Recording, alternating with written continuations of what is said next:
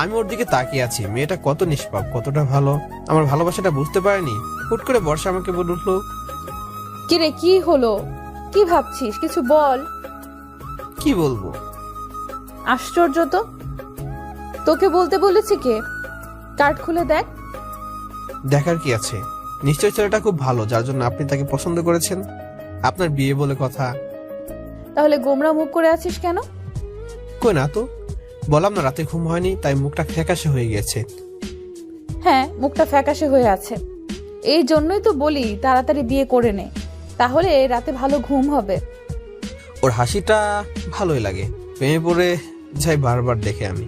কিন্তু এখন আর প্রেমে পড়ার কোনো চান্স নাই। এখন শুধু নিশ্চয়ভাবে নিরাপত্তার আড়ালে দাঁড়িয়ে থাকতে হবে আমাকে। এখন ওর প্রেমে পড়া পাপ, কারণ এখন তো বর্ষা আমার নয়, আমার হতে পারবে না কখনোই। হতে যাচ্ছে অন্য কারো। এখন অন্য একটি ছেলেকে ভালোবাসবে, তাকে বিয়ে করবে। আমি এখন তৃতীয় পক্ষ ওদের মাঝে। আমার কোনো জায়গা নেই, হতে পারেই না। কিরে বললি না যে? কি বলবো? তুই বিয়ে করবি কবে? হ্যাঁ করব। করব করব বলে তো বুড়ো হয়ে যাবি, তখন আর কপালে বউ জুটবে না, বুঝলি? এবার একটু সিরিয়াস হ লাইফটাকে নিয়ে। যতটা সিরিয়াস হয়েছিলাম তার চেয়ে বেশি ধাক্কা খেয়েছি জীবনে। এর চেয়ে বেশি হলে বাচ্চাটাই দায়ী হয়ে যাবে। ও মা, এ আবার কি কথা? বাচ্চা দায় হবে কেন? সব সময় সিরিয়াস হলে ভালো? কিছু কিছু সময় একটু মজাও করতে হয়। তুই তো একদম বোরিং হয়ে যাচ্ছিস দিন দিন। ঠিক মতো হাসিস না, কারোর সাথে মিশিস না। এরকম হলে চলবে বল? আচ্ছা শোন, তুই তো বিয়ের কার্ডটা খুলে দেখলি না কিন্তু। দেখে নেবো বাড়িতে গিয়ে। আশ্চর্য, আমার সামনে দেখলি কি লজ্জা লাগে নাকি? লজ্জা লাগবে কেন? বলেছি তো বাড়িতে গিয়ে দেখে নেব। একটু খুলে দেখো না, ছেলেটার নাম কিন্তু খুব সুন্দর। ও তাই বুঝি? শুধু নামটাই না, ছেলেটাও কিন্তু দেখতে খুব সুন্দর। দাঁড়া, তোকে ফটোটা দেখাচ্ছি। কথাটা বলে বর্ষা ব্যাগ থেকে ফটোটা বের করতে লাগলো। আর ঠিক তখনই আমি দাঁড়িয়ে বললাম, ম্যাম আমার কিছু জরুরি কাজ আছে, আমি আজ আসছি, আরেকদিন কথা হবে। ওর উত্তরটা শোনার অপেক্ষা না করে আমি সোজা রুম থেকে বের হয়ে আসলাম। যদি আরেকটু ওর সাথে থাকতাম, আমার কষ্টগুলো অশ্রু হয়ে বেড়ে যেত চোখ দিয়ে। তখন কি উত্তর দিতাম ওকে? যদি প্রশ্ন করতো আমি কেন কাঁদছি, কি বলতাম ওকে? ওকে পেয়ে আবার হারানোর ব্যর্থতায় আমার চোখ দিয়ে পানি পড়ছে? না, কখনোই না। বর্ষা নতুন জীবন শুরু করতে যাচ্ছে, সুখী জীবন শুরু করতে যাচ্ছে।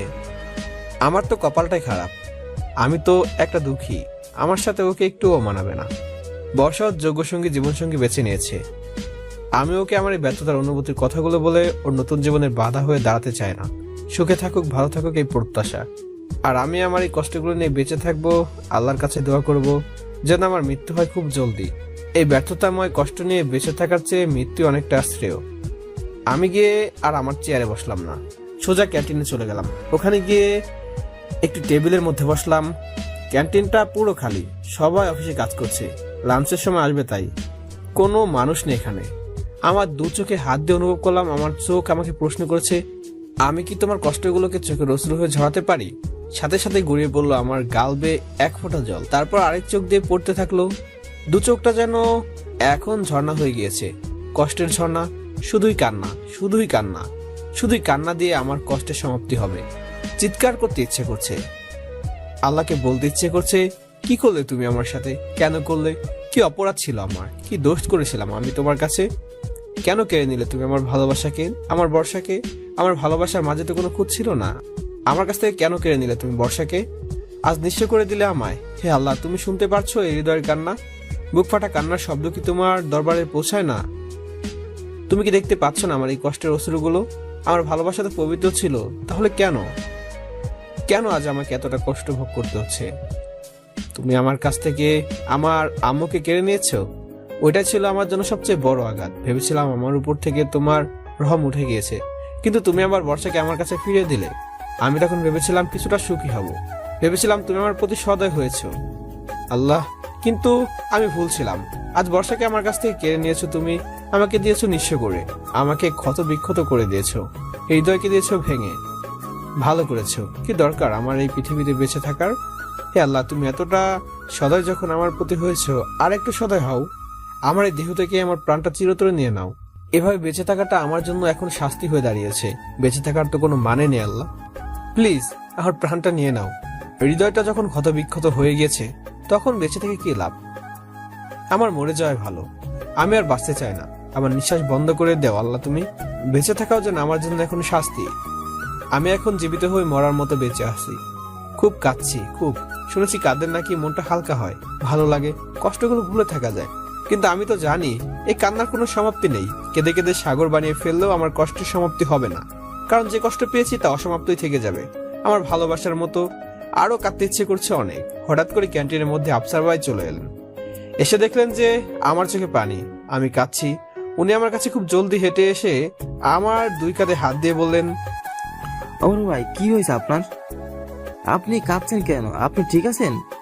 আমি চুপ করে আছি, চোখ দিয়ে পানি পড়ছে, কিন্তু কোনো উত্তর দিতে পারছি না।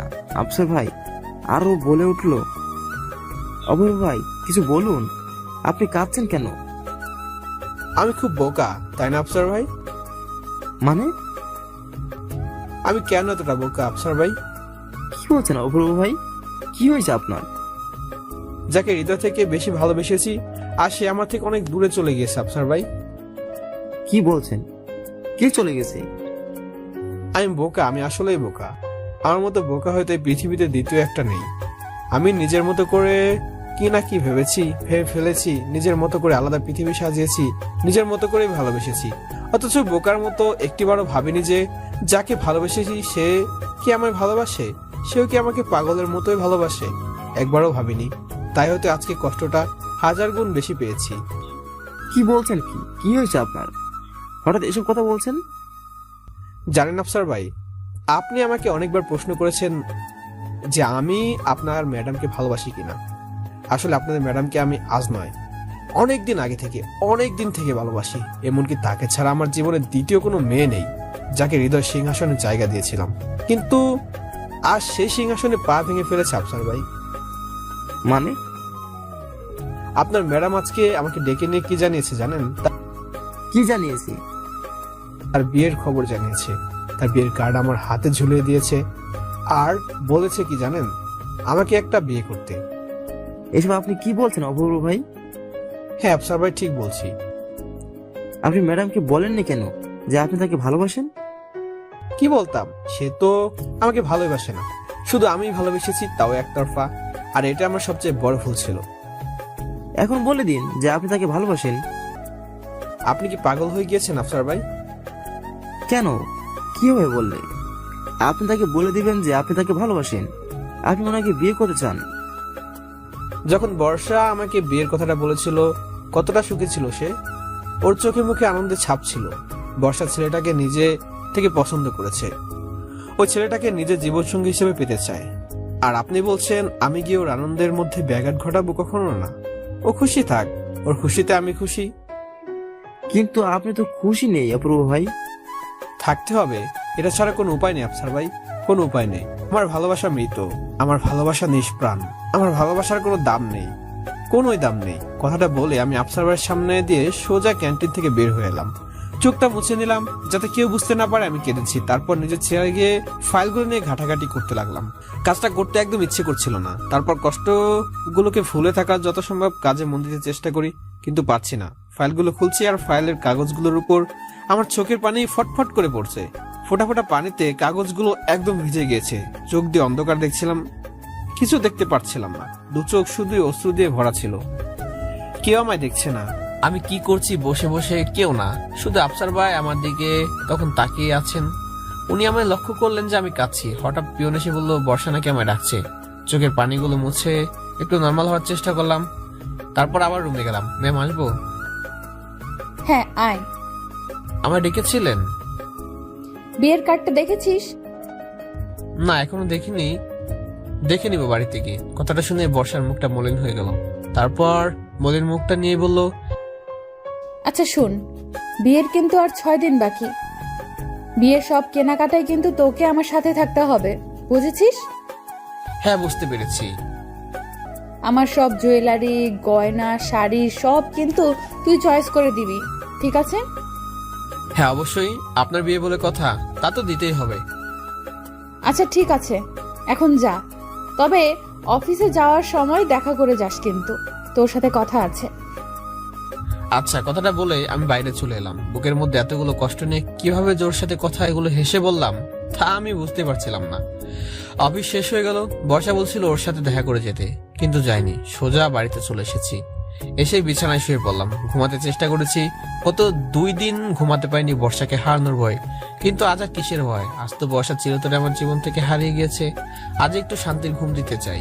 আজ ঘুমিয়েছি খুব ভালোভাবে। নিঃসঙ্গ রাতের সঙ্গে ছিল আমার চোখের পানিগুলো। চোখের পানি গাল বেয়ে বালিশের উপর পড়ছিল। বালিশটা ভিজে গিয়েছে আমার অশ্রু পানিতে। বর্ষার বিয়ের খবরটা যেন আমার পৃথিবীটাকে উলট পালট করে দিয়েছে। ভাবতে পারছি না বর্ষাকে আমি চিরতরে হারিয়ে ফেলেছি। হঠাৎ কলিং বেলের শব্দে আমার ঘুমটা ভেঙে গেল। উঠে গিয়ে দরজাটা খুললাম। দরজাটা খুলতে দেখি বর্ষা দাঁড়িয়ে আছে। এরপর বর্ষা আমাকে বলল, গুড মর্নিং। কিরে, তোর নাকি ঘুম হয় না, আর বেলা 10টা পর্যন্ত এখনো ঘুমাচ্ছিস? আজব তো। আমি বর্ষার কথা শুনে ঘড়ির দিকে তাকিয়ে সত্যি সত্যি দেখি 10টা বাজে। ও সরি, আসলে ভোর রাতে চোখটা লেগে আসছিল। ভোর রাতে চোখটা লেগে এসেছিল মানে? তুই সারা রাত ঘুমাসনি?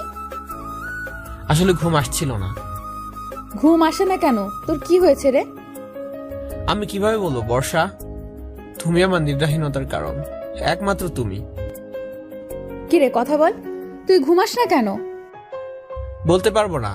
আচ্ছা, আমিও অফিসের জন্য দ্রুত রেডি হয়ে নিচ্ছি। হ্যাঁ রেডি হয়ে নে, তবে অফিসের জন্য নয়। মানে? আজকে অফিসে যাব না। তাহলে কোথায় যাব আজকে? আজকে কোথায় যাব মানে? তোকে কালকে বলেছিলাম না অফিস থেকে বের হওয়ার সময় আমার সাথে দেখা করে যাবি, তুই গেলি না কেন? আসলে মনে ছিল না। মনে ছিল না? বুদ্ধু যেন কোথাকার। তাড়াতাড়ি রেডি হয়ে নে। কিন্তু যাব কোথায়? উফ, তুই না বেশি প্রশ্ন করিস। কালকে তোকে বলেছিলাম না বিয়ের আর 6 দিন বাকি, বিয়ের শপিং করতে হবে না? মানে? তোকে বলেছিলাম না আমার শপিং তুই করে দিবি, আমার সব কিছু তুই চয়েস করে দিবি। আসলে ম্যাম, আমার ভালো লাগছে না আজকে, প্লিজ অন্যদিন। একদম না, আজকেই তুই আমার সাথে যাবি। কিন্তু? কোনো কিন্তু না। আচ্ছা বিয়ের কার্ডটা দেখেছিস? জি দেখেছি। নামটা সুন্দর না? হ্যাঁ, খুব সুন্দর। আর তুই তো ছেলেটাকে দেখিসনি এখনো। সেদিন তোকে ফটোটা দেখাতে চেয়েছিলাম কিন্তু তুই চলে এলি। দাঁড়া, তোকে ছেলের ছবি দেখাচ্ছি। আসলে আমি বিয়ের কার্ডটা ছুঁয়েও দেখিনি। কথাটা বলে বর্ষা ওর ব্যাগ থেকে একটা ছবি বের করলো। তারপর আমার সামনে ধরলো। দেখলাম শার্ট প্যান্ট পরা একটা লম্বা ছেলের ছবি। দেখতে খারাপ নয়, ভালোই। হ্যান্ডসাম না ছেলেটা? তাই দেখেই আমার পছন্দ হয়ে গেছে। হ্যাঁ, আপনার সাথে খুব মানাবে ওকে। তারপর ছবিটা ওর ব্যাগে রেখে আমায় বলল, এবার যা, তাড়াতাড়ি ফ্রেশ হয়ে নে, আমি এখানে অপেক্ষা করছি। কথাটা বলে ও বিছানার উপর ঝাপটি মেরে বসে পড়ল। কি আর করার, ও যা জেদি মেয়ে, আমার কোনো কথাই শুনবে না। যদি ওর সাথে যেতে ইচ্ছে করছিল না, কিন্তু যেতেই হবে ওর সুখের জন্য, ওর আনন্দের জন্য। কি ভাগ্য আমার, যাকে ভালোবেসে বিয়ে করবো ভেবেছিলাম, আজ তার বিয়ে শপিং করতে যেতে হবে আমাকে, তাও বাধ্য হয়ে। কিন্তু তার বিয়েটা আমার সাথে হচ্ছে না তো। বা হঠাৎ করে আমার দিকে মুখ ফিরিয়ে বলল, তুই এখনো দাঁড়িয়ে আছিস? তোকে যেতে বলেছি না? তাড়াতাড়ি যা, শপিং করব। আমার কিন্তু দেরি হয়ে যাচ্ছে এবার। আচ্ছা যাচ্ছি। এই কথাটা বলে আমি অষ্টমী গিয়ে ফ্রেশ হয়ে নিলাম। ফ্রেশ হয়ে বাইরে এসে দেখি বর্ষা আমার জন্য ব্রেকফাস্ট তৈরি করেছে। এসব কি? এসব আমার মাথা আর কলিজা, দেখতে পাচ্ছিস না এটা সকালের নাস্তা। কিন্তু কিন্তু কি? হ্যাঁ কিন্তু কি? আমি বানিয়েছি। আমার হাতে ব্রেকফাস্ট পছন্দ না? আমি জানি তো সকালবেলা না খেয়েই তুই বেরিয়ে পড়িস, তাই তোর জন্য ব্রেকফাস্টটা বানিয়ে নিলাম। এবার খেয়ে তাড়াতাড়ি রেডি হয়ে নে। আমি বর্ষার কথা শুনে ওর দিকে অবাক দৃষ্টিতে তাকিয়ে আছি। কেন এমন করলো বর্ষা? কেন আমার ছেড়ে চলে গেলে তুমি? তোমার মধ্যে এতটা যত্ন করে কেউ কি আমাকে খাওয়াবে কখনো? কে আমার এতটা কেয়ার করবে? কে আমাকে ভালোবেসে খাইয়ে দেবে? কে আমার প্রত্যেকটা পছন্দ অপছন্দের খেয়াল রাখবে? কে রাখবে বর্ষা? কেউ রাখবে না বর্ষা। তুমি কেন বুঝতে পারোনি আমার মনের কথাটা? তুমি কেন আমার ভালোবাসাকে অনুভব করতে পারোনি? আমার কষ্টগুলো কেন তুমি বুঝতে পারলে না বর্ষা? ওর সামনে দাঁড়িয়ে নিজেকে অনেকটা অসহায় লাগছে আজকে। আগে ওর বকাবকি আমার কাছে অনেক ভালো লাগতো, ওর শাসন আমার হৃদয়ে আনন্দ দিত। মনে হতো ওর চেয়ে কাছের বোধ হয় আমার জীবন আর কেউ নেই।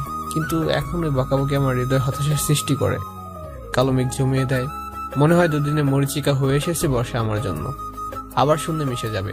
অনেকক্ষণ আমাকে দাঁড়িয়ে থাকতে দেখে বর্ষা বলে উঠলো, বুঝেছি, আমার ব্রেকফাস্ট তোর পছন্দ হয়নি। ঠিক আছে, ফেলে দিচ্ছি। আরে কি করছেন, রাখুন। কখন বলেছে আপনার ব্রেকফাস্ট আমার পছন্দ হয়নি? তাহলে মূর্তির মতো এতক্ষণ দাঁড়িয়ে কি সব ভাবতেছিলি? কিছু না, দাঁড়ান, মাথাটা একটু মুছে নেই। কথাটা বলেই আলনা থেকে তোয়ালে নিতে গেলাম। ঠিক তখনই কিছু একটার সাথে হাতটা লেগে একটু কেটে গেল। আর একটু আওয়াজ দিয়ে উঠলাম। কি রে, কি হলো তোর? হাতটা একটু কেটে গিয়েছে। অপূর্ব, তুই এতটা বেখেয়ালি না, একটু দেখে কাজ করবি না? তারপর একটা কাপড় দিয়ে আমার হাতটা বেঁধে দিল আর বলল, তোয়ালেটা আমার কাছে দে, আমি তোর মাথা মুছে দিচ্ছি। এই কথাটা বলে বর্ষা আমার হাত থেকে তোয়ালেটা নিয়ে নিল। এরপর খাটের উপর উঠে আমার মাথাটা মুছে দিচ্ছে। আমি একটু লম্বা বলে ওর হাত নাকি আমার মাথায় যায় না। আগে যখন আমার মাথা মুছে দিয়েছিল তখন ওর দিকে শুধু তাকিয়েছিলাম। খুব আপন মনে হয়েছিল ওকে। কিন্তু এখন ওর মাঝে আমার মাঝে কতটা দূরত্ব সৃষ্টি হয়ে গিয়েছে, কতটা পরপর লাগছে ওকে আজ। মনে হচ্ছে ও তো আজ আছে, কাল আবার অন্য কারো হাত ধরে চলে যাবে। অজানা কোনো পথে নতুন কোনো জীবনে প্রবেশ করবে বর্ষা। আমি মাথা নিচু করে আছি, কারণ ওর দিকে তাকাতে সংকোচ লাগছে আমার। এরপর আমার মাথাটা মুছে দিয়ে ও বলল, নে, মাথা মুছে দিয়েছি, এবার ব্রেকফাস্ট করে নে। আমি মাথা নাড়িয়ে বললাম, হ্যাঁ। বর্ষা আমাকে বলে উঠলো, মাথা নাড়াচ্ছিস কেন শুনি? কথাটা শুনে আমি ওর দিকে তাকালাম আর বললাম, মানে? মানে ওর যে হাত কেটে গেছে সেই খেয়াল আছে? সে হাত দিয়ে খাবি কিভাবে শুনি? ও, আমার তো খেয়ালে ছিল না। থাকবে কিভাবে? নিশ্চয়ই কোনো মেয়েকে পছন্দ হয়েছে, সারাদিন সারাক্ষণ সেই মেয়ের কথাই ভাবিস। ওর কথা শুনে মনটা আরো খারাপ হয়ে গেল। কে আছে আমার জীবনে তুমি ছাড়া? তোমার ছাড়া আমি আর কাউকে ভালোবেসেছি? কাউকে না। এখানে আয়, বস। তারপর আমাকে জোর করে বসিয়ে বর্ষা নিজের হাতে খাইয়ে দিল। ও আমায় খাইয়ে দিচ্ছে আর আমি শুধু ওর দিকে তাকিয়ে আছি। কেন আমায় এতটা মায় জড়াচ্ছ বর্ষা? যে মায়া আমি কোনোদিন কাটিয়ে উঠতে পারবো না, সে মায় আমাকে কেন জড়াচ্ছ? কষ্ট হয় বর্ষা, তোমাকে হারিয়ে অনেক কষ্ট হবে আমার। এরপর আমাকে খাইয়ে দিয়ে বলল, নে, এবার রেডি হয়ে নে তাড়াতাড়ি। শপিং মলে ঢুকে একটা বড় ক্লথ স্টোরে চলে গেলাম। সেখানে গিয়ে তো আমি পুরোই অবাক। সেখানে মামা মামি, ছোট মামি, নানু, ছোট ভাই বোনেরা সবাই শপিং করছে। হয়তো বর্ষার বিয়ের শপিং করতে এসেছে সবাই। আমাকে দেখে বড় মামি বলল, এসেছিস বাবা? সে কখন বর্ষাকে পাঠিয়েছি তোকে আনার জন্য, আর মেয়েটা তোকে নিয়ে এখন এলো? না মামি, আসলে আমার দেরি হয়ে গিয়েছিল। আচ্ছা, এখানে বস। এরপর বড় মামি দোকানদারকে বলল, আচ্ছা, ওই শেরওয়ানিটা দেখান তো। তারপর দোকানদার একটা শেরওয়ানি মামির হাতে দিল। মামি ওই শেরওয়ানিটা আমার গাড়ির সাথে মিলে দেখছি ঠিক আছে কিনা। কি করছো মামি, শেরওয়ানি আমার গাড়ির সাথে মিলাচ্ছ কেন? ছেলেটার ছবি দেখিসনি? তোর মতো লম্বা চোরা, তোর মতো রোগা সোগা। ছেলে তো এখন আমেরিকায়, কিন্তু ছেলেকে একটা শেরওয়ানি দিতে হবে না? তাই তোর মাপে কিনছি। দেখি একটু ঘুরতো। মামি আমার মাপে শেরওয়ানিটা কিনলো। কি ভাগ্য আমার, যাকে ভালোবাসি, যাকে ভালোবাসতাম তার হবুবরের শেরওয়ানিটা অবশেষে আমার মাপে কিনতে হলো। অথচ আমার এই শেরওয়ানিটা পরার কত ইচ্ছে ছিল বর্ষাকে বিয়ে করবো বলে। সবে এখন মরিচিকা হয়ে গেছে আমার কাছে। আচ্ছা, বর্ষার বরের ছবি দেখেছিস? হ্যাঁ দেখেছি। কেমন হয়েছে ছেলেটা? বর্ষার সাথে মানাবে না? হ্যাঁ মামি, খুব মানাবে। আমি জানতাম বর্ষা ওই ছেলেটাকে পছন্দ করবেই। আমি মাথা নিচু করে আছি। এরপর বর্ষা আমায় ডেকে নিল। এই অপূর্ব, এখানে আয় তো একটু। আমি ওর কাছে গিয়ে বললাম, জি বলুন। আচ্ছা, কোন শাড়িটা নিলে ভালো মানাবে বলতো? আপনার পছন্দের মতো একটা নিন। আশ্চর্য, তুই বল না কোন শাড়িটা নেব, লালটা না নীলটা?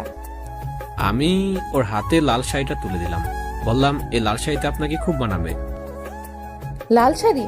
কিন্তু তোর নীল পছন্দ। বর্ষা, তোমাকে আমার বউ করবো বলে নীল শাড়িতে দেখার খুব ইচ্ছে ছিল, কিন্তু আমার এই পছন্দের আর কোনো মানেই হয় না। তারপর আমি বললাম, আসলে মেয়েদেরকে বিয়ের সময় লাল শাড়ি পরলে ভালো লাগে। আমি তো এমনি বলেছিলাম সেদিন। আচ্ছা ঠিক আছে, তাহলে এইটাই নেই। এরপর বর্ষা দোকানদারকে বলল, আচ্ছা ভাই, এই লাল শাড়িটা প্যাক করে দিন। এরপর বর্ষা আমাকে জুয়েলারি দোকানে নিয়ে গেল। ওর পছন্দের মতো কয়েকটি গয়না কিনলো। অবশ্য আমার পছন্দের কথা জিজ্ঞেস করেছিল, আমি হ্যাঁ না এর মধ্যে উত্তর দিতে চেয়েছিলাম, ব্যাস। শপিং করা শেষ হলে আমরা পুরো ফ্যামিলি মিলে একটা বড় রেস্টুরেন্টে গিয়ে বসলাম। শপিং করতে করতে দুপুর হয়ে গিয়েছিল, তাই দুপুরে লাঞ্চ আমরা সবাই একসাথে রেস্টুরেন্টে করব। সবাই একটি বড় ডাইনিং টেবিলে বসলো। আমি গিয়ে নানুর পাশে বসলাম, চুপ করে বসে রইলাম, কোনো কথাই বললাম না। কিরে অপূর্ব এত চুপচাপ কেন?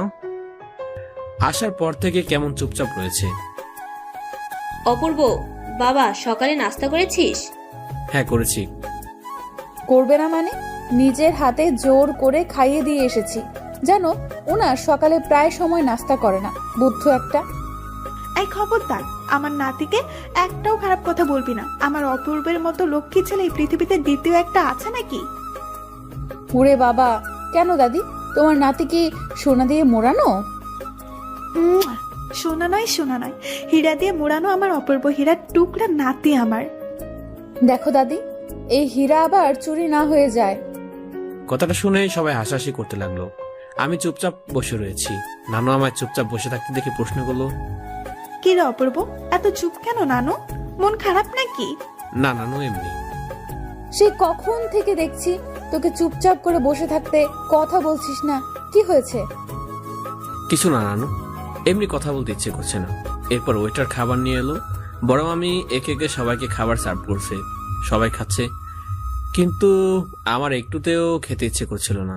আসলে মানুষের মন যখন কালো মেঘে ছেয়ে যায়, মানুষের বাহ্যিক চাহিদাটুকু কমে যায়, তখন আমি খাচ্ছি না দেখে নানু আমায় বলল, কি রে অপূর্ব, খাচ্ছিস না কেন? ইচ্ছে করছে না। কেন? এটা আবার কেমন কথা?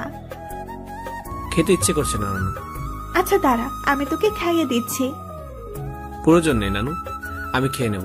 কোনো কথা নয়, চুপ করে বসে থাক, আমি খাইয়ে দিচ্ছি। এরপর নানু আমাকে জোর করে খাইয়ে দিল। বর্ষা দেখে ছোট মামাকে বলল, দেখেছি যাচ্ছ, কচি খোকা একটা, নিজের হাতে খেতে পারে না, ওনাকে খাইয়ে দিতে হয়। বর্ষা তোকে দুগালে দুইটো থাপ্পড় বসিয়ে দিব। ও আমার হাতে খাচ্ছে বলে তোরা তো হিংসে হচ্ছে কেন? হিংসা হবে না কেন? আমার তো 2 দিন পরে বিয়ে হয়ে যাচ্ছে, যদি আদর করে খাইয়ে দিতে হয় তাহলে আমাকে দেবে, ওকে দিচ্ছ কেন? আহ বর্ষা, চুপ করে খাতো, খাওয়ার সময় এত বেশি কথা বলতে নেই। একদম লাল মরিচ, হিংসুটা কোথাকার। নানি নাতির ঢং দেখে আর বাঁচি না। সবাই হাসতে শুরু করলো। সবাই একটা আনন্দময় পরিবেশের মধ্যে আছে বর্ষার বিয়ে উপলক্ষে, কিন্তু আমার মধ্যে যেন কোনো আনন্দই কাজ করছে না। আমার মাঝে এখন শুধু নিশ্চুপ নীরবতা। আমার ভেতরটা যেন গভীর অন্ধকারে ডুবে গিয়েছে, তিমিরে ঢাকা পড়ে গিয়েছে আমার জীবনের হৃদয়টা। এরপর খাওয়া শেষ করে সবাই শপিং মল থেকে বের হয়ে এলাম। আমি নানু এবার আচ্ছা নানু, আমি এবার আসি। কোথায় যাচ্ছিস? নানু, বাড়িতে যাব। আশ্চর্য, একদম না, এখন আমাদের সাথে যাবি। কোথায় যাব? কোথায় যাবি মানে? বাড়িতে বিয়ের কত কাজ আছে বলতো। না নানু, আরেকদিন, আজ ভালো লাগছে না।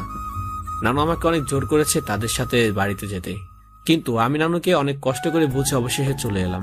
আমার এই হতাশাগ্রস্ত মুহূর্ত আর এই ব্যর্থ হৃদয়টা নিয়ে দেখতে দেখতে 4 দিন পার করে দিলাম। আজ বর্ষার গায়ে হলুদ, সকাল থেকে আমাকে ফোন করেছে ও বাড়িতে যেতে, কিন্তু যাকে ভালোবাসি সে অন্য কারো হয়ে যাচ্ছে। তার গায়ে হলুদ আমি কিভাবে দেই, কিভাবে হৃদয়কে সামলাবো সেটা আমি বুঝতে পারছি না। অনেক চিন্তা করলাম কোথাও চলে যাব কিনা, কিন্তু এভাবে কোথাও চলে গেলে নিজের কষ্ট থেকে তো আর দূরে পালাতে পারবো না। নিজের কষ্টগুলো তো আমার কাছেই থাকবে, সে তো আর কোথাও যাবে না। তাই কোথাও চলে গিয়ে কোনো লাভ নেই। তাছাড়া নানু, মামা, মামি ওনারা কি ভাববেন? এখন দুপুর 3টা বাজে, সে সকাল থেকে আমাকে শুধু ফোন করে যাচ্ছে আমি কেন যাচ্ছি না, কিন্তু আমার না যাবার কারণটা কেউ বুঝতে চাইলো না, বুঝতে পারছেও না। হঠাৎ করে কলিং বেল বেজে উঠলো। আমি বিছানা থেকে উঠে গিয়ে দরজা খুললাম। খুলতেই বিস্মিত হলাম, বাড়িওয়ালার মেয়ে ফিজা এসেছে। আসসালামু আলাইকুম মিস্টার অপূর্ব, কেমন আছেন? জি ভালো আছি, আপনি কেমন আছেন? ভালো। কি ব্যাপার, আপনার চোখ মুখ কেমন যেন লাগছে? এমন কিছু না, আসেন ভিতরে আসেন। না, আজ আর আসবো না, একদম সময় নেই। আসলে সিঙ্গাপুর যাচ্ছি আমি আর আমার হাজবেন্ড হানিমুনে, তো ভাবলাম আব্বু আম্মুর সাথে একটু দেখা করে যাই। আপনার হাজবেন্ড কেমন আছে? জি ভালো। আপনি যেভাবে আমাদেরকে সাহায্য করেছেন তা ভুলার নয়। জানি না এই ঋণ কিভাবে শোধ করব। আরে এটা কোনো ব্যাপার না, এটা তো আমার মানবিক দায়িত্ব ছিল। যাই হোক, আজ তাহলে আসি, আবার দেখা হবে। জি অবশ্যই, কথাটা বলে ফিজা চলে গেল। আমি আমার দরজা লাগিয়ে বিছানায় মাথা দিয়ে দিলাম। ভালো লাগছে না কোনো কিছু, খুব কান্না পাচ্ছে, হৃদয় ভেঙে গিয়েছে আমার। কি করব কিছুই বুঝতে পারছি না। আমি কি স্বপ্ন দেখছি নাকি বাস্তব? বর্ষা কি সত্যি আমার জীবন থেকে চলে যাচ্ছে? ভাবতে পারছি না, আর ভাবতে পারছি না। আমার হৃদয় এখন মরুভূমিতে পরিণত হয়েছে। এসব কথা ভাবতে ভাবতেই চোখের কোণে পানি চলে এলো, চোখ বেয়ে অশ্রু ঝরতে লাগলো। কেউ দেখছে না আমার এই কষ্টগুলো, দেখারও কেউ নেই। হঠাৎ করে ফোন বেজে উঠলো। জানি ও বাড়ি থেকে কেউ ফোন করেছে। ফোনটা হাতে নিয়ে দেখে নানু কল দিয়েছে। রিসিভ করতে বকাবকি শুরু করে দিল। তোর কোনো সাধারণ জ্ঞান বলতে কিছু আছে? সেই সকাল থেকে তোকে বলছি এখানে আসতে, অথচ বিকেল 3টা গড়িয়ে পড়লো, এখনো আসলে না তুই। কোথায় তুই? এই তো নানু, আসছে এখনই। কি আসছিস এখনই? তাড়াতাড়ি আয় নানু, এখানে সবাই অপেক্ষা করছে তোর জন্য। হ্যাঁ নানু, এখনই আসছি। ফোনটা কেটে দিয়ে চোখের পানিগুলো মুছে নিলাম হাত দিয়ে। তারপর কাপড় চোপড়গুলো চেঞ্জ করে নিয়ে বাড়ির উদ্দেশ্যে রওনা দিলাম। বাড়ির সামনে নামতে দেখলাম খুব সুন্দর করে সাজানো হয়েছে বাড়িটা। তবে নানুর বাড়িতে নয়, আম্মুর বাড়িতে, মানে আমার বাড়িতে সাজানো হয়েছে। বাড়ির ভিতরে ঢুকতে ছোট মামা আমায় দেখে বকাবকি শুরু করে দিল। কোথায় ছিলি তুই এতক্ষণ? তোকে সকাল থেকে ফোন করতে করতে আমার ফোনের 12টা বাজিয়ে ফেলেছি। দেখ, আমার ফোন এখন কথা বলছে না, সব তোর কারণে। দে এখন একটা ফোন কিনে। ছোট মামা আগে থেকে একটু রসিক স্বভাবের, সবসময় মজা করতে পছন্দ করে। আমি একটু হেসে বললাম, মামা এখন তোমার মজা করতে ইচ্ছে করছে? আরে তুই তো একটা বেকুব, বিয়ে বাড়িতে মজা করবো না তো কি হাত পা ছাড়িয়ে কাঁদবো নাকি? পাগল, যা ভিতরে যা, ভাইজান তোকে খুঁজছে, গেলেই বকা খাবি। যা টেলে সামলা। তারপর বাড়ির ভিতরে ঢুকলাম। বাড়ির ভিতরে ঢুকে দেখি বড় মামি, ছোট মামি, নানু এবং ছোট বোনেরা কাঁচা হলুদ বাটছে এবং আরো অনেক কিছু গায়ে হলুদের জন্য যা প্রয়োজন আর কি, ওসব গোছগাছ করছে। কিছু বয়স্ক মহিলারা সুরে সুরে গায়ে হলুদের গানও গাইছে দেখছি। গায়ে হলুদের অনুষ্ঠানে তেমন কোনো মানুষকে আমন্ত্রণ করা হয়নি, খুব কম লোকজন। অফিসের কর্মচারী এবং নিকট আত্মীয় স্বজন ছাড়া আউটসাইডের কাউকে ইনভাইট করা হয়নি। তবে পুরো বাড়িটা মানুষের হাসাহাসি আর আনন্দে মুখরিত হয়ে আছে। বিয়ে বাড়ি বলে কথা। হঠাৎ নানু আমায় দেখে বলে উঠলো, কি রে, এখন সময় হলো আসতে? তোকে সেই সকাল থেকে তলব করছি, তোর কোনো পাত্তাই নেই। সত্যি তোর কোনো কাণ্ডজ্ঞান নেই, একদম দায়িত্বহীন হয়ে গেছিস তুই। এসেই আবার বকাবকি শুরু করে দিল। নানু ভালো লাগছে না একদম, আর বকাবকি করবে না তো? না, বকাবকি করব না। এরকম কাণ্ডজ্ঞানহীন হলে চলে? ছাড় তো আমার গলা, ছাড়, ভালো লাগছে না। এরকম করছো কেন? এইরকম করব না, সেই সকাল থেকে তোকে ডাকছি আর তুই এখন এসেছিস। এসেছি তো, এবার থামো। হঠাৎ বড় মামি এসে বলল, আহ মা, ছেলেটাকে আর বকবেন না তো। ওখানে হলুদ বাট্টা হয়ে গেছে, কিভাবে কি করতে হবে আপনি কি গিয়ে একটু দেখেন, ওরা সবটা সামলাতে পারছে না। এরপর নানু চলে গেল। মামি আমায় বলল, হ্যাঁ রে বাবা, কি হয়েছে তোর? সকাল থেকে তোকে ফোন করা হচ্ছে, আর তুই এখন এলি কেন? মামি তুমি আবার শুরু করে দিও না তো, শরীরটা ভালো লাগছে না, তাই আসতে একটু দেরি হয়েছে। সে কি কথা, জ্বর হয়েছে নাকি? দেখি দেখি। না জ্বর হয়নি, এমনি। আচ্ছা ঠিক আছে, এখানে বস, তোর বড় মামা এক্ষুনি চলে আসবে। কথাটা বলে মামি চলে গেল ওদের সাথে হাত মেলাতে। সোফায় গিয়ে বসতেই ভাই বোনেরা এসে আমার কাছে বসে কিছুক্ষণ গল্পগুজব করলো। তারপর তারাও চলে গেল। আমি একাই বসে আছি, একটুও ভালো লাগছে না, বড্ড মন খারাপ। তার উপরে এখানে এসে আরো খারাপ লাগছে, যেন কেউ একাকিত্বের বোঝা আমার মাথায় জোর করে চাপিয়ে দিয়েছে। মনের ভেতরে শুধু অশান্তি তোলপাড় শুরু হয়েছে। কিছুক্ষণ পর বড় মামা এসে আমার সামনে দাঁড় হলেন। চেহারা দেখে বুঝতে পারছি বকা খাওয়া নিশ্চিত। যার আগে মানুষ তিনি। কি ব্যাপারটা কি? তোকে সেই সকাল থেকে ফোন দেওয়া হচ্ছে আর তোর এখন আসার সময় হলো? না আসলে আমার শরীরটা ভালো লাগছিল না, তাই শুয়েছিলাম। শরীর তো ভালো লাগবেই না, ঠিক মতো খাস না, ঘুমাস না, শরীরটা ভালো লাগবে কি করে বল? তা সকাল পর্যন্ত খেয়েছিস কিছু, নাকি রোজা রেখেছিস এই পর্যন্ত? না মামা, খেয়েছি। জি। আচ্ছা, কিছুক্ষণ পর বর্ষার গায়ে হলুদের অনুষ্ঠান শুরু হবে, কোথাও যাস না কিন্তু, বোঝা গেছে? মামা কথাটা বলে মামা চলে গেল। সবাই খুব ব্যস্ত, ছোট মামা আর বড় মামা চলে গেলেন কালকে বিয়ের অনুষ্ঠানের প্রস্তুতি গ্রহণ করতে, আর মামিরা তো ব্যস্তই। কিছুক্ষণ পর দেখলাম মিস ফাইজা খুব সুন্দরভাবে সাজুগুজু করে এলেন। আমাকে দেখেই বললেন, হ্যালো মিস্টার অপূর্ব, কখন এলেন? জি এখন এসেছি। তো আপনি একা কেন? আফসার ভাই কোথায়? আপনি তো আশ্চর্য রকমের প্রশ্ন করছেন। মিস্টার আফসার কোথায় সেটা আমি কি করে বলবো? তাও ঠিক। তা মিস্টার অপূর্ব, আজকে আপনার কথা বলার স্টাইল, মনোভাব একটু অন্যরকম লাগছে। ব্যাপার কি? মনটা খারাপ? না, মন খারাপ হতে যাবে কেন? সত্যি বলছেন তো? মিথ্যা বলার কি আছে? সত্যি বলছি। আমার কাছে কিছু লুকাচ্ছেন নাকি? আশ্চর্য, আপনার কাছে কি লুকাবো আমি? আমি কিন্তু সবই শুনেছি। মিস্টার আফসার আমাকে সব বলেছেন। কথাটা শুনে আমি মিস ফাইজার দিকে তাকালাম। কি বলবো মিস্টার ফাইজা আপনাকে? কি বলেছে মিস্টার আফসার আপনাকে? মিস ফাইজা একটি লম্বা দীর্ঘশ্বাস নিয়ে বলল, বলেছে। কি বলেছে? আপনার মনের কষ্টগুলোর কথা বলেছে। মানে কিছু বুঝলাম না। আমাদের ম্যাডামকে যে আপনি ভালোবাসেন অথচ বলতে পারেননি, এই কথাই মিস্টার আফসার আমাকে বলেছেন। মিস ফাইজার মুখে কথাটা শুনে আমি মাথা নিচু করে সোফায় বসে পড়লাম। মিস ফাইজাও আমার পাশে বসে বললেন, কেন বলতে পারলেন না আপনি আমাদের ম্যাডামকে আপনার অনুভূতির কথাগুলো? তারপর মিস ফাইজার কোনো প্রশ্নের উত্তর না দিয়ে আমি বর্ষার কাছে চলে গেলাম। গিয়ে দেখি ওর বান্ধবীর ওর পাশে বসে আছে। আমাকে দেখে সবাই রুম থেকে চলে গেল। তারপর বর্ষা আমায় বলল, কিরে তুই কোথায় ছিলি এতক্ষণ? আমি শুধু ওর দিকে তাকিয়ে রয়েছি। কত সুন্দর লাগছে মেয়েটাকে হলুদ শাড়িতে, যা মানিয়েছে না বর্ষাকে। তার উপর আবার গাঁদা ফুলের মালা। অসাধারণ লাগছে মেয়েটাকে। এক কথা আকাশ থেকে নেমে আসা পড়ি। কিরে তুই আমার প্রশ্নের উত্তর দিচ্ছিস না কেন? আর এভাবে তাকিয়ে আছিস কেন? আমাকে কি দেখতে খারাপ লাগছে? না না, আপনাকে অনেক সুন্দর লাগছে, অনেক। তা কোথায় ছিলি এতক্ষণ? সকাল থেকে তোকে কতবার ফোন দেওয়া হয়েছে, এলি না কেন? শরীরটা ভালো লাগছিল না তাই। বর্ষা আমার দুই গাল আলতো করে হাত দিয়ে বলল, কি হয়েছে তোর? মনটা খারাপ কেন? আমি কখন বললাম আমার মন খারাপ? বলতে হয় নাকি? কাছের মানুষরা মুখ দেখলেই বলতে পারে কখন তার মন খারাপ আর কখন তার মন ভালো থাকে। বল আমায়, কি হয়েছে তোর? কিছু না। বল না রে, আমার কাছে বল। কেন তোর মন খারাপ? কেন মুখটা এত গোমরা করে রাখিস সব সময়? বললাম তো কিছুই হয়নি। আচ্ছা অপূর্ব, একটা কথা বলবো তোকে। বলুন। বল, তুই আমার কথা রাখবি? আগে বলুন না।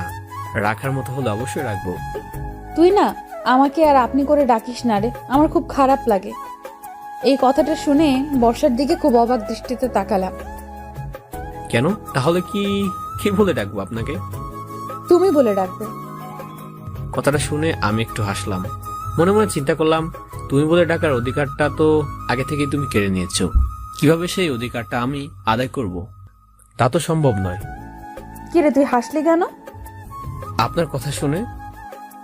আমি হাসার মতো কি বললাম? আপনি আর তুমির মধ্যে অনেকটা পার্থক্য, জানেন তো? আকাশ পাতাল তফাৎ।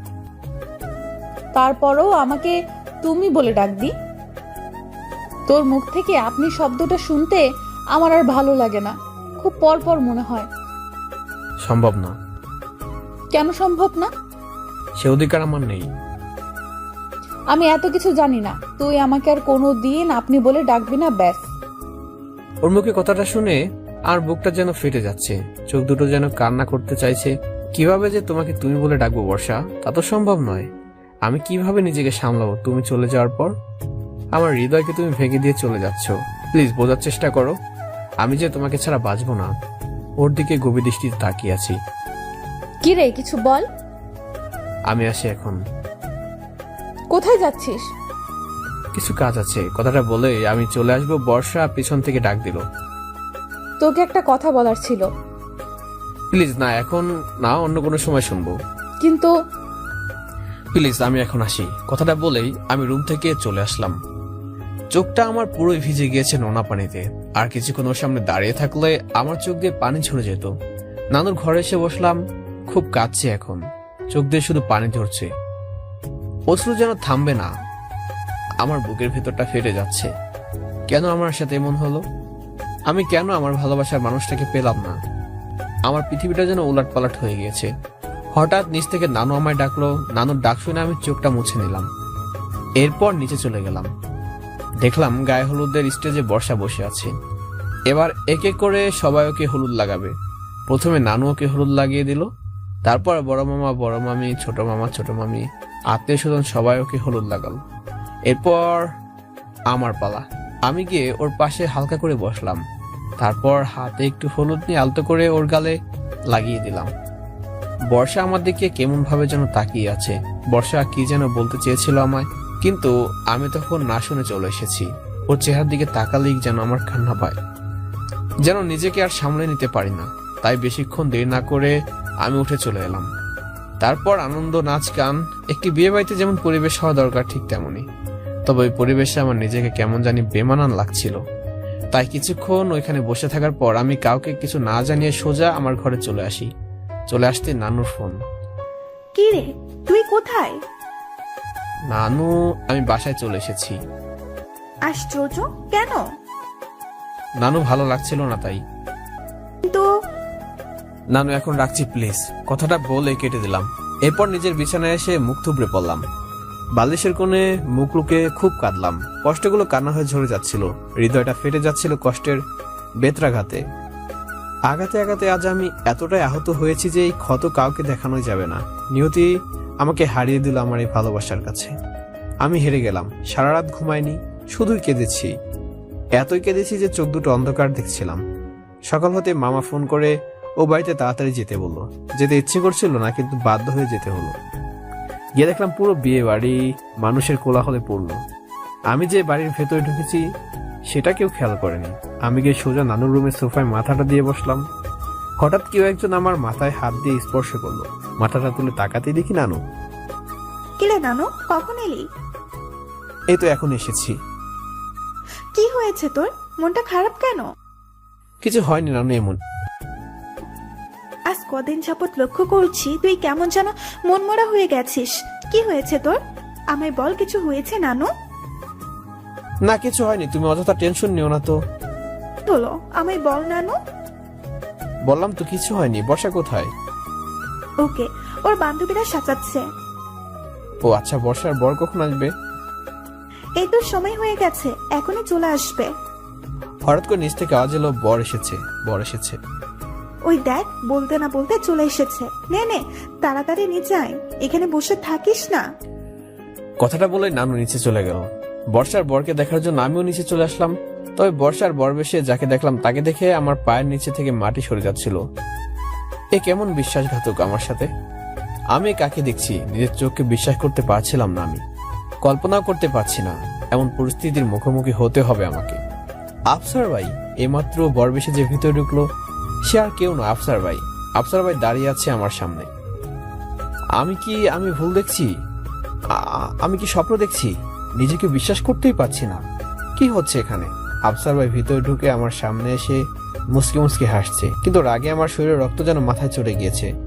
নিজেকে কন্ট্রোল করে আফসার ভাইকে প্রশ্ন করলাম, আপনি এই বেশে? এসবের মানে কি? এখানে তো বর্ষার বরের আসার কথা ছিল। আপনি এখানে বর বেশে কি করছেন? কেন, বর্ষাকে বিয়ে করতে এসেছি। নিজের রাগকে আর কন্ট্রোল করতে পারলাম না। সঙ্গে সঙ্গে সবার সামনে আফসার ভাই কলারটা ধরে ফেললাম আর চিৎকার করে বলতে লাগলাম, আফসার ভাই ওই মুখে বর্ষার নাম উচ্চারণ করবেন না, বিশ্বাসঘাতক বেমান। আপনি এতটা নীচ, এতটা জঘন্য, আমার সাথে বিশ্বাসঘাতকতা করে এখন বর্ষাকে বিয়ে করতে এসেছেন। তার মানে বর্ষা আপনাকে পছন্দ করত, আপনাকে বিয়ে করতে চেয়েছিল, কিন্তু আপনি আমাকে বলেননি। কেন করলেন আমার সাথে এমনটা? বলুন কেন করলেন? আরে রবর ভাই, কি করছেন কি? ছাড়ুন না, ছাড়বো না। আগে বলুন কেন করলেন আমার সাথে এমন প্রতারণা? পিছন থেকে কাপুরুষের মতো আঘাত করে আমার সাথে কেন এমন জঘন্য কাজ করলেন বলেন? এই কথাটা বলে খুব জোরে ধাক্কা দিয়ে আফসার ভাইয়ের কলারটা ছেড়ে দিলাম। বাড়ি ভর্তি লোকজন সবাই শুধু আমার দিকে চেয়েছিল। হঠাৎ বড় মামা এসে খুব রেগে আমাকে বলল, অপূর্ব, কি করছিস? কি এসব? কি হয়েছে তোর? আমি মাথা নিচু করে চুপ করে আছি। মামা আবার আমাকে বলল, তুই কোনো বর্ষার হবু বরের গায়ে হাত দিলি বল আমায়? বড় মামি, নানু, ছোট মামা, ছোট মামি, বাড়ি ভর্তি সব লোকজন আমার দিকে চেয়ে রয়েছে। কি হলো, উত্তর দিচ্ছিস না কেন? কেন এরকম করলি? কথাটা বলে মামা আমায় থাপ্পড় দেওয়ার জন্য হাত উঠিয়ে ফেললো আর আমি ভয় পেয়ে চোখটা বুজে ফেললাম। 10 সেকেন্ড চোখ বোঝার পর যখন দেখলাম আমার গালে থাপ্পড় পড়লো না, তখন চোখ মেলে দেখলাম যে মামা মুচকি মুচকি হাসছে, সে সাথে আফসার ভাই ও নানু মামি সকলেই। আমি তো ব্যাপারটা বুঝতেই পারলাম না। হঠাৎ মামা আমার দু গালে হাত দিয়ে বলল, তুই কি ভেবেছিলি মামা সবসময় রাগ করে? মামা বদমেজাজি? মামা তোর ইচ্ছা অনিচ্ছার কোনো খেয়াল রাখে না, তাই না? তুই মামার বড় আপার একমাত্র ছেলে, আমাদের সকলের প্রিয়, তোর মনে কি করে কষ্ট দিবে বাবা? তারপর মামা আমার কপালে আলতো করে একটা চুমু দিয়ে বলল, বর্ষার সাথে ওই ছেলেটার বিয়ে নয়, তোর বিয়ে হচ্ছে, বুঝলি? কথাটা শুনে আমি যে কি বলবো, আমি বলার ভাষা হারিয়ে ফেলেছিলাম। আমি কি এখনো ঘুমিয়ে আছি? আমি কি স্বপ্ন দেখছি, নাকি আমার কান ভুল শুনছে? সেটাই তো বুঝতে পারছি না। তারপর আমার হাতে আলতো করে একটা চিমটি কেটে যখন ব্যথা অনুভব করলাম, তখন আসলে বুঝতে পারলাম যে আমি তো বাস্তবে, কিন্তু কিভাবে কি হলো কিছুই তো বুঝতে পারছি না। মামার দিকে প্রশ্নবোধক ভাবে তাকিয়ে বললাম, কি বলছো কি মামা? বর্ষার সাথে আমার বিয়ে হচ্ছে? কেন, কিছু ভুল শুনলি নাকি? কিন্তু কিভাবে কিছুই তো বুঝতে পারছি না। তারপর মামি আমার সামনে এসে আমার কপালে একটা চুমু দিয়ে বলল, তুই কি মনে করেছিস অপূর্ব, তোর আনন্দ খুশির কোনো খেয়াল আমি রাখবো না? তোকে আমি বলেছিলাম না যে আমি তোর মায়ের মতো? মা কি কখনো সন্তানের মনের কথা বুঝতে পারে না বল? আমার মেয়ের একমাত্র সন্তান তুই, আর তোর ইচ্ছা অনিচ্ছার কোনো খেয়াল রাখবো না ভেবেছিস? আমার প্রাণ, আমার অপূর্ব, তোর খুশিটাই আমাদের কাছে সবচেয়ে বেশি, নানু। আরে সবাই ছেলেটাকে চুমু দিয়ে ছেলেটার চেহারাটা নষ্ট করে দিচ্ছে দেখি। সরো সরো সরো। কিরে, শক্ট খেয়েছিস? আরামসে চেপে যা, চাপ নেওয়ার কোনো দরকার নেই। বর্ষার সাথে তোর বিয়ে হচ্ছে এবং এটাই ফাইনাল। এখনো কোনো ডাউট আছে নাকি? কিন্তু মামা, বর্ষার সাথে যে আমেরিকা থেকে আসা ছেলেটার বিয়ে হওয়ার কথা ছিল। আরে ওইসব সাজানো অভিমান করে তোকে বলেছি, তোকে কষ্ট দেওয়ার জন্য। তোকে নাকি অফিসে বিয়ের কার্ড দিয়েছিল, কিন্তু তুই নাকি কার্ডটা খুলেই দেখিসনি, তাই অভিমান করে তোকে সব সাজিয়ে গুছিয়ে বলেছিল। আর আমাদেরকেও বারণ করেছিল তোকে যেন কথাটা না বলি। জানিস তো বর্ষা যা রাগী মেয়ে, ওর কথা না শুনলে কি মহাপ্রলয় বাঁধিয়ে দিতে পারে, সেটা তো জানিস। তাই আমরাও কিছু বলিনি। কিন্তু আফসার ভাই এখানে বর্ষে যে কেন আসলো? আফসার ছেলেটাকে তো বর্ষা বলেছিল যাতে বর্ষে যে আসে তোকে সারপ্রাইজ দেওয়ার জন্য, কিন্তু সারপ্রাইজ পাওয়ার বদলে তুই যে এতটা রেগে যাবি কে জানতো বল? রেগে গিয়ে ছেলেটার সাথে এত খারাপ ব্যবহার করলি, কাজটা কি ঠিক করেছিস বল? ছোট মামার মুখে কথাগুলো শুনে আমি আফসার ভাইয়ের কাছে গেলাম, গিয়ে ওনার 2 হাত ধরে বললাম, আফসার ভাই প্লিজ আমাকে ক্ষমা করে দিন। আমি মাথা গরম করে আপনার সাথে যে ব্যবহার করেছি জানি সেটা ক্ষমার অযোগ্য, তারপরেও ছোট ভাই হিসেবে ক্ষমা করে দিন প্লিজ। আরে অপূর্ব ভাই, এত চাপ নিয়েন না তো। যাই হোক, আপনার ভালোবাসা সার্থক হতে চলেছে, সেই সার্থক ভালোবাসার বলে হিসেবে আমি না হয় আর একটু খেয়াল করে দিলাম। ওনার কথাটা শুনে আমি হেসে দিলাম। উনি আমাকে বলে উঠলো, হয়েছে, আর হাসতে হবে না। আপনার জন্য শেরওয়ানিটা পরে এসেছিলাম মিয়া, আর আপনি কলা ধরে দিলেন তো শেরওয়ানিটা নষ্ট করে। আই এম সরি, প্লিজ ক্ষমা করে দিন, আসলে বুঝতে পারিনি। আমি বলেছি না, বাদ দেন তো এসব, নিন শেরওয়ানিটা পরে নিন। তারপর আফসার ভাই নিজের গা থেকে শেরওয়ানিটা খুলে আমাকে পরিয়ে দিল। মিস ফাইজা আমাকে দেখে বলল, বাহ, কি অসাধারণ মানিয়েছে আপনাকে মিস্টার অপূর্ব, একদম বাংলা ছবির নায়কের মতো, সুপার। আর শেরওয়ানিটা যখন আমি পরেছিলাম তখন আমাকে কেমন লাগছিল মিস ফাইজা? আফসার ভাই মিস ফাইজার চোখের দিকে তাকিয়ে একটা প্রশ্ন করলো। মিস ফাইজা একটু লজ্জা পেয়ে বলল, লাগছিল কোন রকম। আরে বাবা, মিস্টার অপূর্ব বাংলা ছবি নায়ক, এটা কেমন রে ইনসাফি? তাহলে কি শুনতে চান আপনি? এমন কিছু বলো না যা হৃদয় ছুঁয়ে যাবে। হৃদয়কে কন্ট্রোলে রাখুন মিস্টার আফসার, না হলে কাচের মতো ভেঙে যাবে। এ হৃদয় তো আপনার মিস ফাইজা, যদি গড়তে চান আপনি গড়বেন, ভাঙলেও আপনি।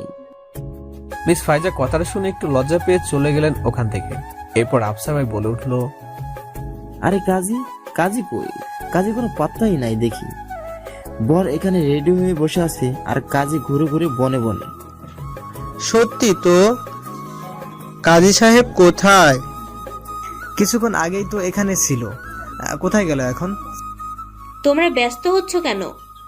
কাজী সাহেব বর্ষার কাছে গেছেন ওর সম্মতি নিতে। ও তাই বলো, আমি তো ভেবেছিলাম চলেই গেছেন। জানো কি অলক্ষণে কথাবার্তা বলছিস তুই? চলে যাবে কেন? তারপর আফসার ভাই আমার হাত ধরে নিয়ে গেল বিয়ের স্টেজে। সেখানে গিয়ে বসালো আমাকে। মামারা ব্যস্ত হয়ে গেলেন মেহমানদের আপ্যায়নে, আর মামিরা গেলেন বর্ষার কাছে। তা বড় ভাই কেমন লাগছে এখন? চেহারাটা কি অবস্থা করেছেন মিয়া, বুঝতেই পারছি খুব কেঁদেছেন। আমি আফসার ভাইয়ের কথা শুনে শুধু মুস্কি মুস্কি হাসছি, আর হাসি দেখে আফসার ভাই বলল, হাসেন হাসেন, এখন তো হাসারই সময়। আমার এক পাশে আফসার ভাই আর এক পাশে মিস ফাইজা বসে আছেন।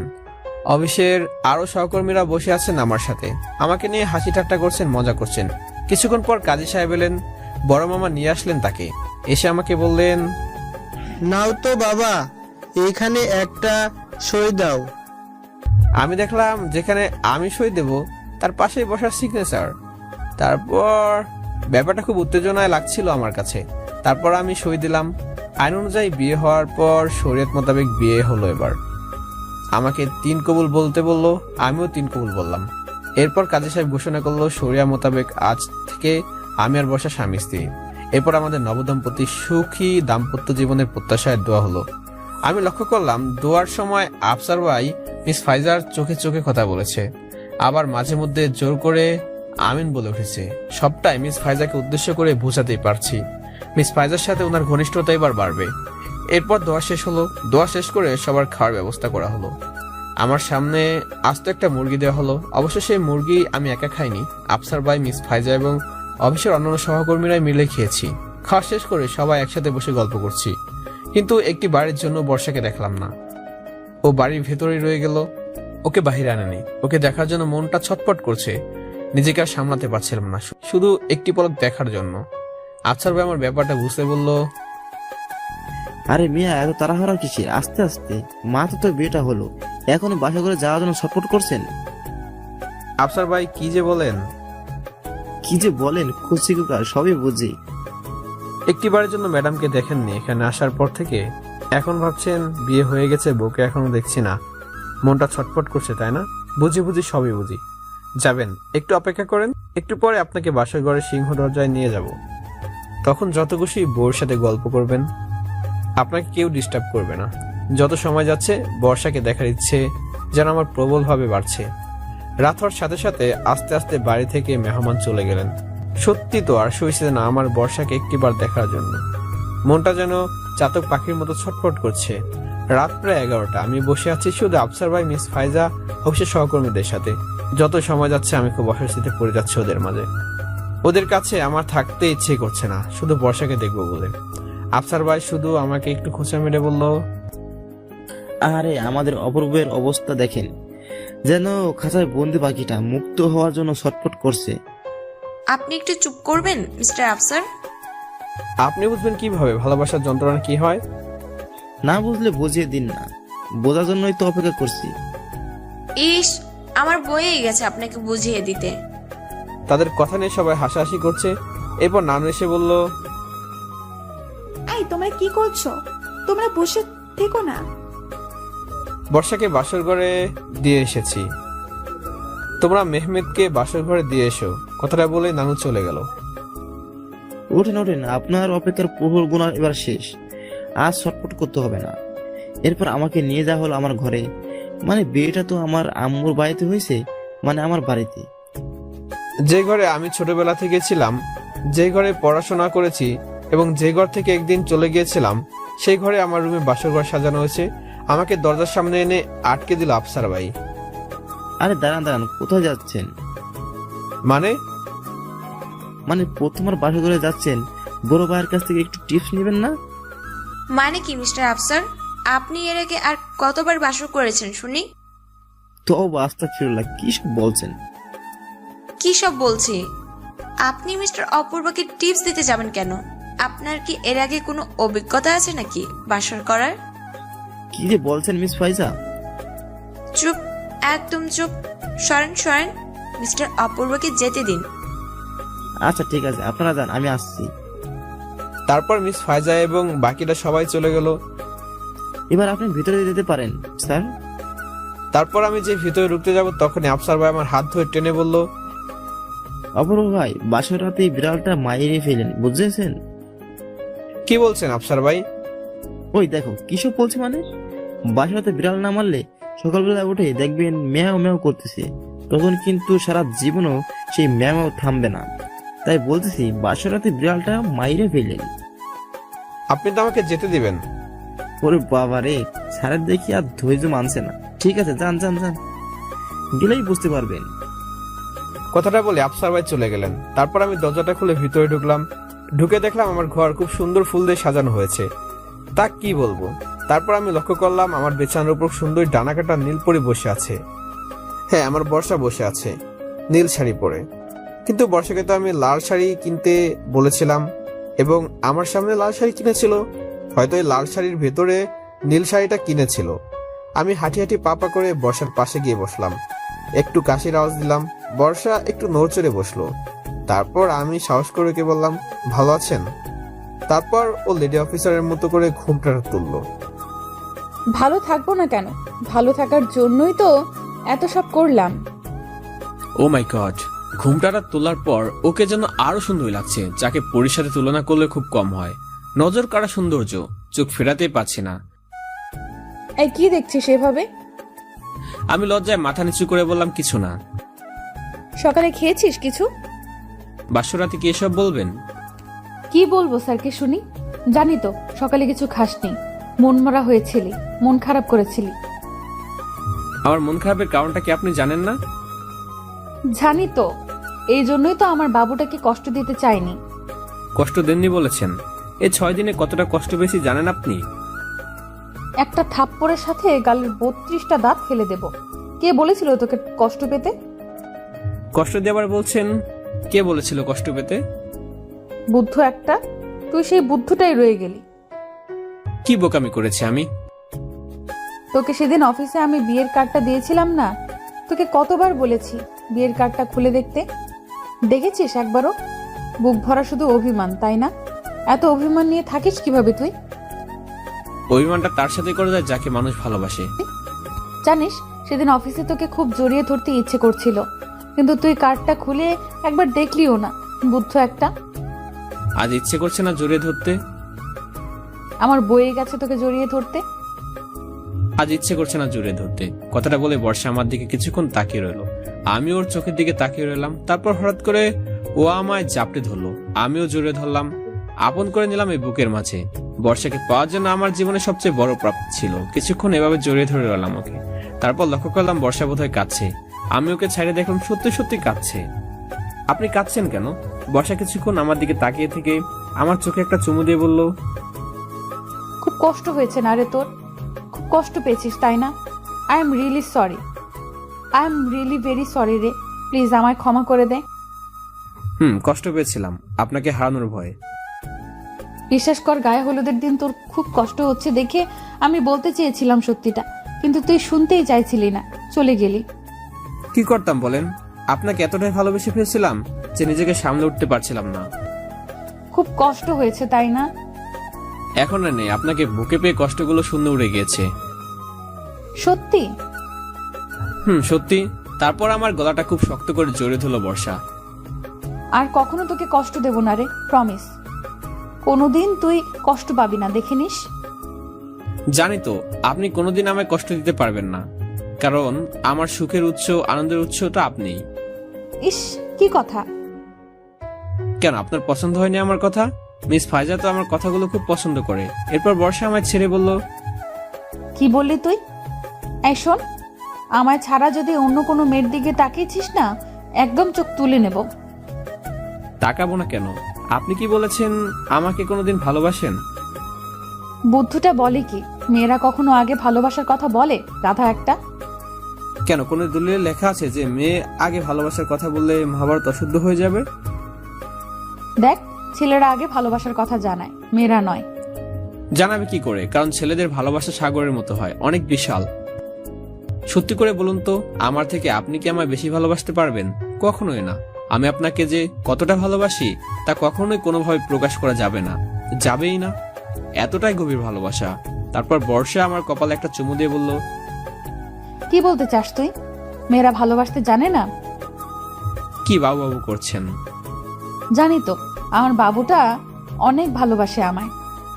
বাবু নয় তো কি, সবসময় অভিমান করে থাকিস বাচ্চাদের মতো। আচ্ছা একটা কথা বলুন তো, আপনি তো আমার সামনে লাল শাড়ি কিনেছিলেন, তাহলে নীল শাড়ি পেয়েছেন কি? তুই চলে যাওয়ার পর আমি শাড়িটা চেঞ্জ করে নিই। কেমন লাগছে আমায়? কিভাবে প্রকাশ করব বলে, আপনাকে এতটাই সুন্দর লাগছে যে ভাষা হারিয়ে ফেলছি আমি। কেন, তো সাহিত্য দিয়ে প্রকাশ কর।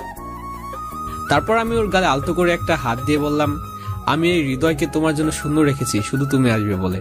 তোমার হাসি মাখা মুখটি আমার হাসির যেন একমাত্র কারণ, একমাত্র উৎস। তোমার কোমল স্পর্শ আমার হৃদয় আনন্দের বন্যা তুলে এনে দেয়। হে প্রিয়তমা, তোমার মুখটি দেখে আমি ভুলে যাই পৃথিবীর সকল কষ্ট বেদনা। এই হৃদয় প্রশান্তি পায় তোমার উপস্থিতিতে। আমার এই মন প্রশান্তি খুঁজে বেড়ায় তোমার মাঝে। তোমার মাঝে খুঁজে পায় আমার বিবেচনা ভালোবাসা। তোমার মাঝে খুঁজে পায় আমার চিরচেনা ভালোবাসা। হে অপরিচিত, আজ তুমি আপনের চেয়েও আপন। এই হৃদয় তোমারই আধিপত্য, তোমারই রাজত্ব। তোমার কাছ থেকে পাওয়া ভালোবাসাটুকু আমার বেঁচে থাকার প্রেরণা। মরে যাব সেদিন, শেষ করে দেব নিজেকে, যেদিন অবহেলা করবে আমায় আর ভালোবাসবে না আমায়। যদি কেউ প্রশ্ন করে আমায় কোনোদিন, হে প্রিয়তমা, আমার কাছে তোমার গুরুত্ব কতটুকু, আমি তাকে বলবো, আত্মা ছাড়া যেমন দেহ বাঁচে না, ঠিক তেমনি তোমার গুরুত্ব আমার কাছে ততটুকুই। তুমি আমার আত্মার সাথে মিশে গিয়েছো আমার হৃদয়ের মাঝে, তাই তোমায় ছাড়া এই জীবন মূল্যহীন।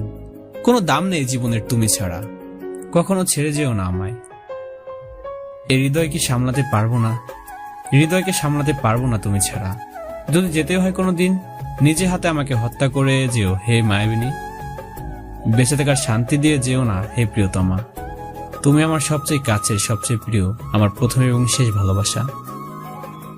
আমার প্রেম তুমি বর্ষা, বড্ড ভালোবাসি তোমায়, বড্ড বেশি। আমার সাহিত্য শুনে বর্ষা চোখ দিয়ে পানি পড়ছিল। আঙুল দিয়ে ওর চোখের পানিগুলো মুছে দিয়ে আমি বললাম, আপনি কাঁদছেন? এত বেশি ভালোবাসিস আমায়? বললাম না, আমার ভালোবাসার বস্তু প্রকাশ কোনোভাবেই করা যাবে না, এতটাই গভীর। বর্ষার কপালে একটা চুমু দিয়ে তারপর বর্ষা আমাকে আবার জড়িয়ে ধরলো। আমি ওকে জড়িয়ে ধরেছি। এত কষ্টের পর, এত হতাশার পর ওকে কাছে পেয়েছি, সহজে ছাড়বই না। আচ্ছা একটা কথা বলবো? বল। আপনার সাথে দেখা হওয়ার পরই আমার পছন্দ অপছন্দের সবগুলো কথা আপনি জানতেন। আমার প্রিয় খাবার কি, আমার প্রিয় পোশাক, আরো কত কিছু কিভাবে জানলেন? আম্মু বলেছিল আপনাকে? না, ফুপু আমাকে বলেনি। আচ্ছা আরেকটা প্রশ্ন করি, আমি যে আপনাকে ভালোবাসি আপনি কিভাবে বুঝতে পারলেন সেটা? কে বলেছে আপনাকে? তারপর আমায় ছেড়ে দিয়ে বলল, 1 মিনিট, একটা সারপ্রাইজ আছে তোর জন্য। সারপ্রাইজ? তারপর বর্ষা বিছানা থেকে উঠে গিয়ে ড্রয়ার থেকে একটা কিছু বের করে আমায় দিল। এই নে তোর জন্য একটা গিফট। কিসের গিফট এটা? খুলেই দেখ না, শুধু প্রশ্ন করে। তারপর আমি গিফটটি খুললাম, কিন্তু খুলে যা দেখলাম তা দেখে আমার মাথা থেকে যেন ধোঁয়া বেরোচ্ছিল। আমার সেই ডায়েরিটা, যে ডায়েরিটা চুরি হয়ে গিয়েছিল। আমি ওকে বললাম, এ কি, এটা তো আমার ডায়েরি, আপনি পেলেন কোথায়? বর্ষা আমার দিকে তাকিয়ে মুচকি মুচকি হাসছে। বুঝতে পারছি তার মানে আপনি আমার ডায়েরিটা চুরি করেছিলেন। করেছি, আমার বরেরটা করেছি। তোর কি? আপনি যে একটা চুন্নি সেটা তো আগে জানতাম না। এই চুন্নি কি? চোর, আপনি একটা চোর। একদম না, ডায়েরিটা নিলে তোর মনের কথাগুলো জানতাম কিভাবে বল? তুই তো কিছু বলতে চাস না, সব সময় মুখ গোমড়া করে থাকিস। তাই তো বলি, এত ঘন ঘন পায়েস খাওয়ানোর মানে কি? কি বললি? বেশ করেছি, নিয়েছি। তাই বলে আমার ব্যক্তিগত জিনিস না বলে হাত দিবেন? তোর ব্যক্তিগত জিনিস কি রে? আজ থেকে তোর সবকিছু আমার, তুইও আমার। উফ, লাগছে তো। লাগুক। কি করছেন কি? ব্যথা পাচ্ছি তো। এটা তোর শাস্তি। শাস্তি কিসের? এটা আমাকে প্রপোজ না করার শাস্তি। বর্ষার কথা শুনে বাসার ঘরে সাজানো ফুলগুলো থেকে একটা ফুল গোলাপ ছিঁড়ে নিলাম। তারপর ওর হাত দুটো আলতো করে ওকে দাঁড় করালাম। হাঁটু গেড়ে বসে বললাম, মাথা নিচু করে ফুলটা ওর দিকে বাড়িয়ে দিলাম। আমি তোমাকে ভালোবাসি বর্ষা, তোমাকে অনেক ভালোবাসি। তুমি কি হবে আমার ভালোবাসার মানুষটি? তুমি কি হবে আমার শূন্য বুকটা ভরিয়ে দেওয়ার একজন? তুমি কি হবে আমার গভীর রাতে চাঁদ দেখার সঙ্গী? তুমি কি হবে আমার এই শূন্য কাঁধে মাথা রাখার ভালোবাসার মানুষটি? এরপর বর্ষা আমার মাথাটা উঠিয়ে আমার গালে একটা চুমু দিয়ে বলল, সত্যি রে, আমি তোকে তোর থেকে বেশি ভালোবাসতে পারবো না। আমার জীবন সার্থক তোর মতো ভালোবাসার মানুষ পেয়ে।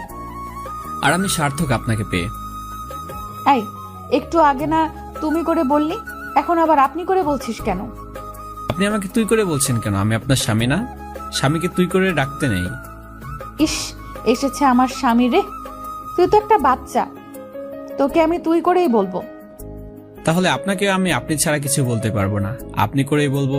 বর্ষাকে কাছে টেনে খুব জোরে জড়িয়ে ধরে বর্ষা আমার বুকে ওর বুক লুকে মুচকি মুচকি আসছে।